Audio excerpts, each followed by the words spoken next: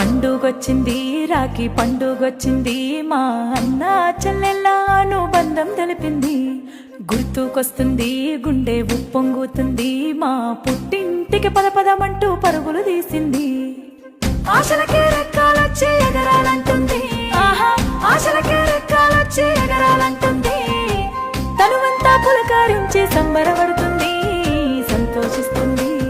పండుగొచ్చింది రాఖీ పండుగొచ్చింది మా అన్న చెల్లెళ్ళ అనుబంధం తెలిపింది.